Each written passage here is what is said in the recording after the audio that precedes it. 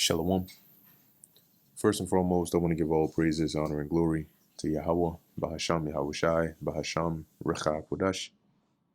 Double honors to the elders and the apostles of Great Millstone, and peace and blessings to the elect.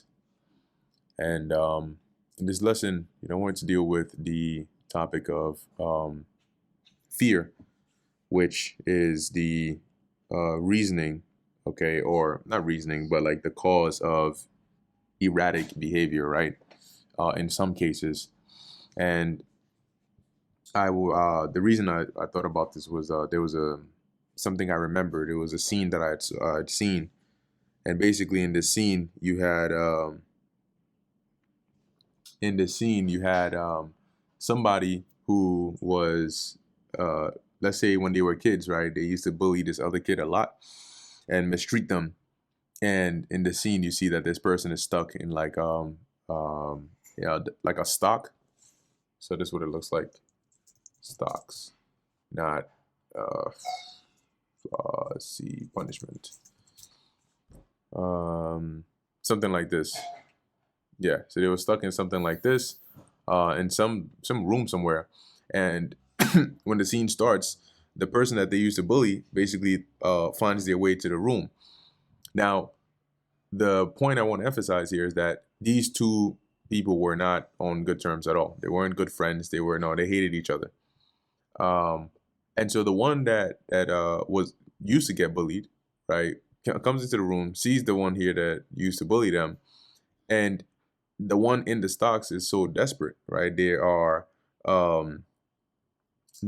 basically crying out for help, and then when they see this other individual, they get extremely happy, right? They were like so happy. In fact, they felt so relieved, almost as though they had seen somebody that was near and dear to them. And so immediately they felt relieved. They're like, oh, yes, you're here. Oh, please, yes. Yeah, just come unlock it for me real quick. Now, that's pretty much where I'm going to stop the example, right? But the point there is, it wasn't that the person that was in the stocks was best friends with this other person they saw. They just knew them. But given the position they were in and how they were afraid and how bad the situation looked for them, seeing somebody, whether this was somebody that they hated their guts or somebody that they never got along with at all, just seeing a familiar face, right, in that time was enough for them to basically feel relief, right? Which is why, at least as of now, this is what I'm thinking. I'm gonna make the title, but I don't know what I'll make it at the end of the video. But this is where the loving enemies part of the title comes in. Now I want to get one more precept here. Let me see, 10 left, because the reason I gave that example is to highlight, right? You will have situations like that, and it's going to be because of how chaotic and how destructive and how bad things are going to get out here, right? That you're going to have people seeing each other like enemies, and just because they know somebody, imagine you end up in a concentration camp and you see somebody that you used to hate. You're like, I mean, whether it's in high school or college or somebody that just used to irk you, but then you see them there, right? Or, this individual sees them there, being in a place like a concentration camp, not knowing anybody there. It's cold. It's messed up. You don't know what's going on. And seeing somebody else, even though you hated them, just seeing that familiar face, brings that like thought of like, yo, I know I hated you. I know we had our differences in the past, but at least I know you versus all the other people here that I don't know. Right. And that's not, always a beneficial thing. In some cases, you can basically have that common ground and build off of that, and then be able to, I guess, let bygones be bygones, right? As when two enemies have a common enemy, then those enemies become, well, allied, whether it's temporary or not, at least to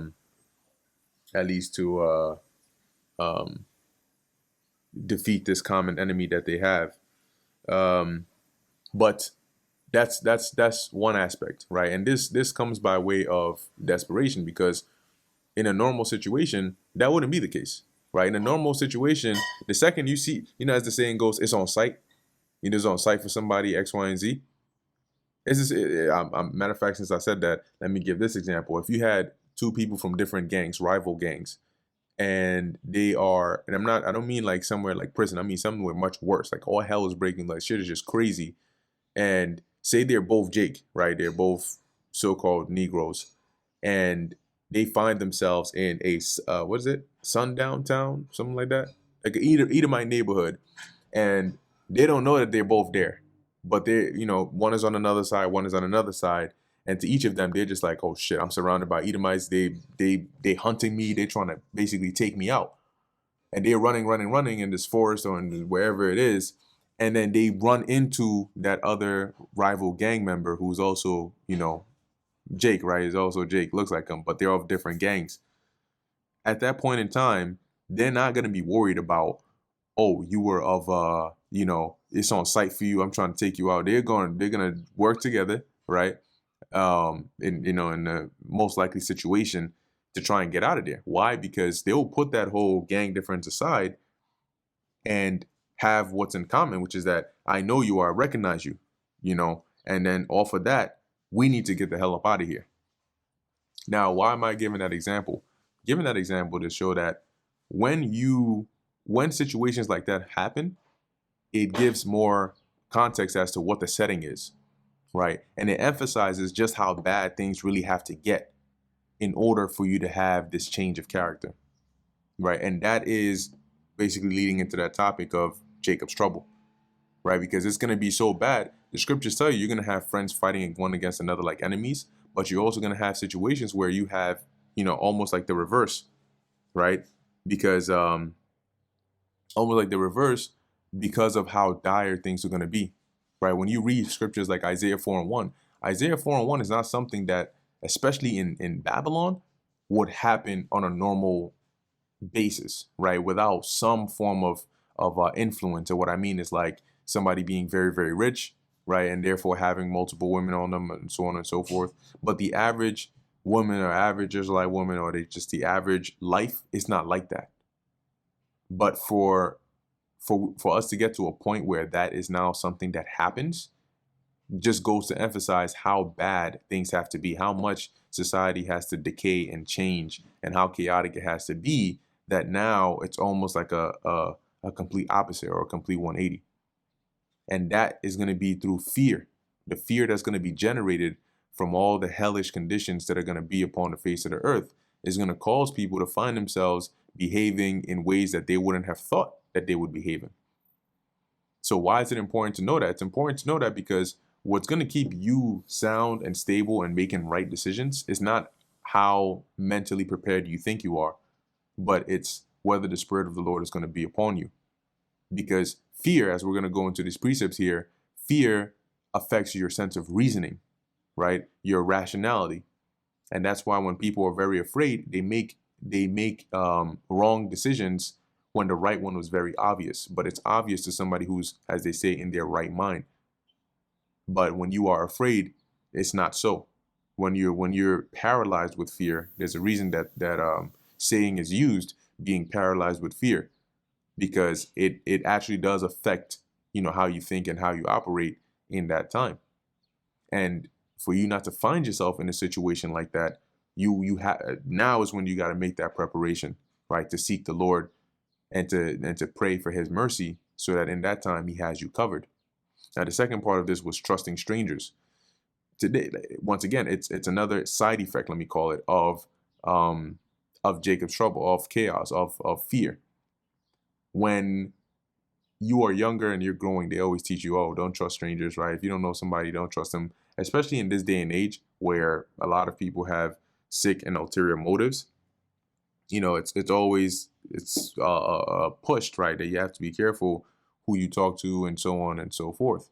But as you see time and time again, it's actually much easier to deceive people and persuade people in a time of chaos, right, than it is in just a regular society. Everything is going on smoothly. And if you don't believe me, go and watch those what's that, Black Summer and your different, post-apocalyptic, The Walking Dead. Go and watch those movies and shows where everything is going south and people are desperate, and you see how easy it is for people to deceive others and gain their trust, even if they're complete strangers, because of that fear.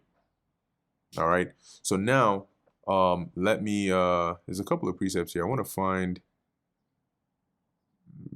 put this one here on deck. Let's see. Let me just see if I can find this.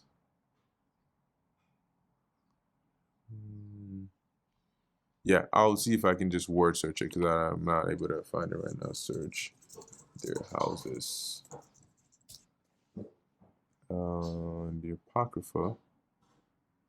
There we go. Second Ezra 16 and 31. So let me just have that. It's probably looking right at it. Anyway. So now what I want to pull up here is I typed in here, to what extent does fear betray reasoning? Right. And this is something that King Solomon mentioned, right? Matter of fact, let's read that first. Wisdom of Solomon 17 and 12 and 13. So Wisdom of Solomon 17 and 12, for fear is nothing else but the betraying of the succors which reason offereth. And this succors is like comfort, right? So, see that, that's spelled that right? Oh, succors, if I'm pronouncing that right.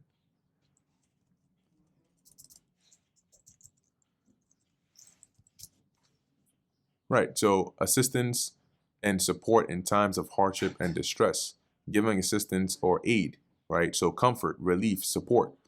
So as he's saying here, fear is nothing else but the betraying of the help or comfort that reasoning offers you. So that is why when you're afraid, usually people are afraid of things they don't understand, they've never seen before, or they can't explain it, or it's strange to them. You get lost in a place you're not familiar with, you're afraid. Here's one example. If it is 1 a.m. and you are in your neighborhood, it's one thing versus it's 1 a.m. and you are in a neighborhood you have no idea where it is, right? You're afraid. Why? Not just because it's 1 a.m. and it's late, but it's 1 a.m. and you are not able to reason about where you are because it's new to you. You've never been there before. So now there are unknowns. And that fear is generated because your sense of reason can't offer you that help at this point, right? You don't know what's going on.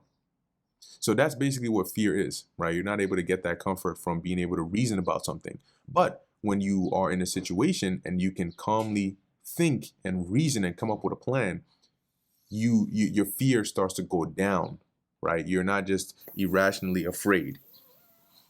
So verse 13, it says here, and the expectation from within being less counteth the ignorance more than the cause which bringeth the torment, right? So basically the expectation from within, right? What you know something to be, right? As it says here, being less counteth the ignorance. So your lack of understanding or reasoning at this point makes it so you give more credence to the ignorance, which is the thing you don't know, right? When you're ignorant of something, you don't know it. You give more credence to the thing that you don't know more than the actual cause of the torment, right? So you are basically not like blowing things out of proportion, but it is, in your mind, it's a bigger deal than it actually is, right? And that's because that's a part of what fear does. This distortion of your otherwise normal mental faculties is what leads to this erratic behavior, like loving enemies, trusting strangers, and just a complete 180 sometimes of how you normally are. And some people say that you see somebody's true colors that way. Sometimes people see their own true colors when unexpected situations happen. So I'm going to read this here. It says here, when I type this up, to what extent does fear betray reasoning? Fear significantly impacts reasoning by impairing cognitive function. So intense or chronic fear can impair the cerebral cortex, which is responsible for reasoning and judgment. This can make it difficult to think clearly and make sound decisions. See? And that is basically, for example, what King Solomon mentioned here when we read it, right? It impairs your sense of reasoning and judgment.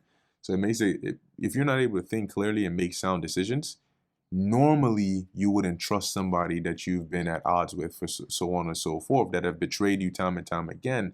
But when you're in a situation like this, you're not able to properly make that reasonable judgment, right?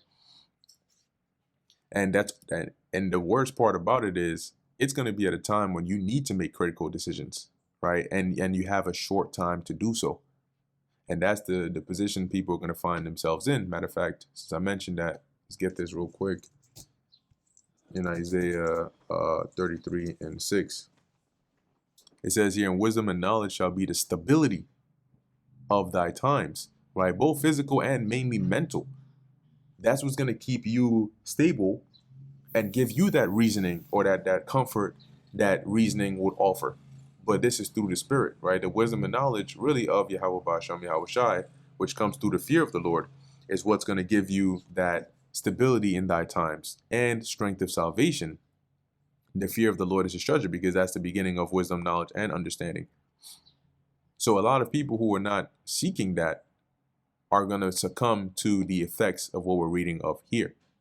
And we're going to see a lot of that in that time. And that's why you also want to be aware of who is around you and who is with you in that time, because you might be around somebody that the Lord is not dealing with, and they might be a cause for hardships for you. Activating the fight or flight response, fear triggers the amygdala, bypassing rational thought processes and prompting the body's fight or flight response.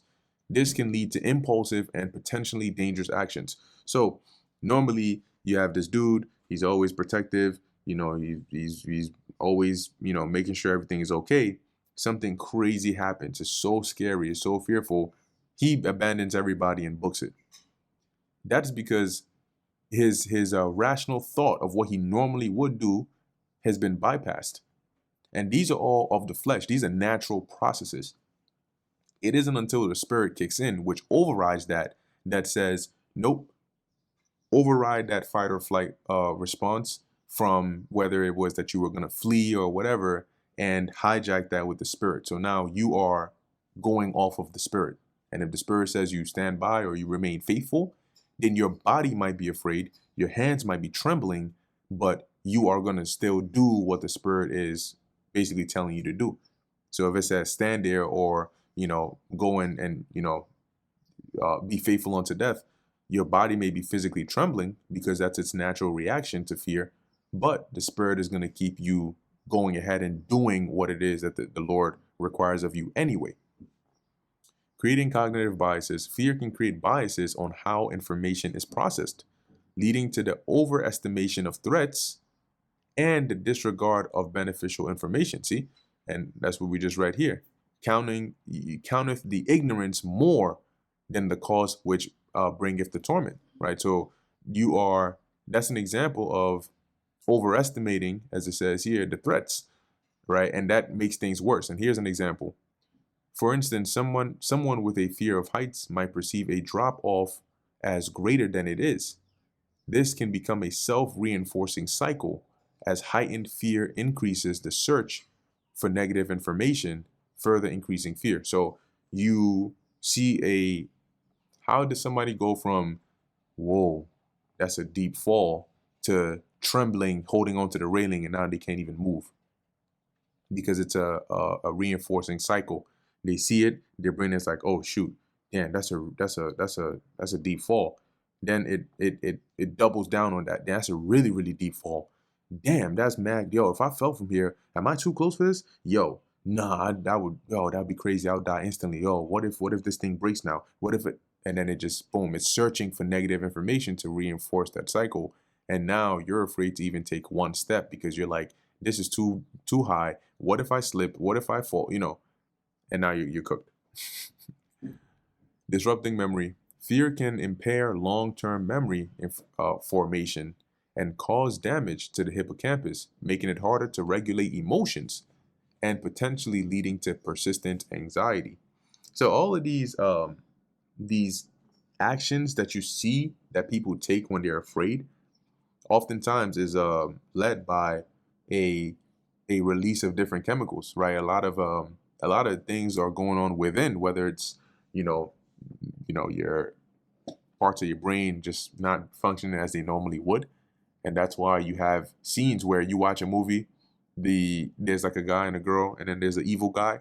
Evil guy is fighting with the main character, then the gun falls over to the girl's feet, and then the main character is like, yo, grab the gun, grab the gun, grab the gun. And then she finally grabs it, points it at the evil guy, and stands there and allows the evil guy to come up, the antagonist, I should say, to come up, grab the gun out of her hand, and then basically now he's in control. Meanwhile, she had her hand on the trigger and she's just there shaking, shaking, shaking. You see that all the time. He's like, you're not going to shoot me. And then he walks up right there and then grabs the gun out of her hand. Yeah. Guess what? That is because she's afraid, right? And this is a part of the example of these impacts, or this sort of betraying of your reasoning that that fear brings. Let's see. It says here, influencing decision making. Fear can lead individuals to prioritize avoiding potential losses over seeking gains. Risk aversion. Heightened amygdala activity. So that's like, there's a risky situation, but you have to do it in order to survive. But then your brain is like, I would rather preserve my life as it is now and not risk it, even though this is for the greater good. Heightened amygdala activity is associated with greater risk aversion. Fear can also affect how we interact with others and make social decisions. See, and that's where you go, where that's where you get your examples of what I gave in the beginning. And those are just a few of many. Fostering negative perceptions, the brain tends to perceive events negatively and remember them as such when in an overactive state of fear. So even if, for example, when you're a child, you ride a bike. Riding a bike is fun, but one day the brakes don't work, and now you're going downhill full speed, and then you're very, very afraid. Maybe you get a slight injury. From that time on, or maybe you're attacked by a dog. It doesn't really harm you, but it just sort of barked at you. And when you're a kid, that seems like a bigger deal. As you grow, it'll remain in your mind as a negative event. And that's where, like, sometimes people develop this fear of dogs, or this fear of like riding bikes. And it's like, what's so scary about it? But it's because their brain always remembers that by perceiving that event as a negative event and associating similar events to that. Anyway, I wanted to get this. Yeah, I'm gonna get this one here. This is 2nd Ezra 16 and 26. It says, the grapes shall ripen, and who shall tread them? For all places shall be desolate of men, so that one man shall desire to see another, and to hear his voice. For of a city there shall be 10 left, and 2 of the field, which shall hide themselves in the thick groves, and in the clefts of the rocks. See, and that's going into the scarcity of people due to how much destruction and death there's going to be, and also people are going to be hiding themselves. So in that case, that's also gonna lead to that fear. If all of a sudden there's nobody around and it's just you, and you go in different places, if you need help, there's nobody there. You see how because remember, humans are social creatures. When you watch I Am Legend, it got to the point where the main character started talking to the mannequins, right? Because of how he was just by himself there for the most part, and then the zombie looking creatures there as well with him, and his dog. But imagine a situation like that, and going back to the example I gave about the 2 rival gang members meeting each other. In that case, it wouldn't be like, yo, it's on site, I'm about to light your ass up. No, because the situation has changed. So the point here is that these are all examples of how, when we think about Jacob's trouble, all hell breaking loose, it's mainly about the events of that will be happening, right? Like, troops on the streets, just chaos, right? Death, famines. These are events, but it's important not to underestimate how those events will affect you, or how they can possibly affect you or others. So keeping this in mind, you can remember this in that time when you come across somebody and you see this kind of behavior, you understand what's going on and it can help you make better decisions. But ultimately, at the end of the day, it starts with making the ultimate better decision now by seeking the Heavenly Father while He may be found, right? Seeking Yahweh, Bahasham, Yahweh Shai while they may be found now, so that you may be preserved and helped in that time. Because if you're left to yourself, it doesn't matter how strong, prepared, or tough you think you are, you're going to succumb to nature. So with that, I'm going to end it here. Lord willing, that was edifying to the elect. In closing, I want to give all praises, honor, and glory to Yahweh, Bahasham, Yahweh Shai, Bahasham, Ruach HaKodesh. And until next time, Shalom.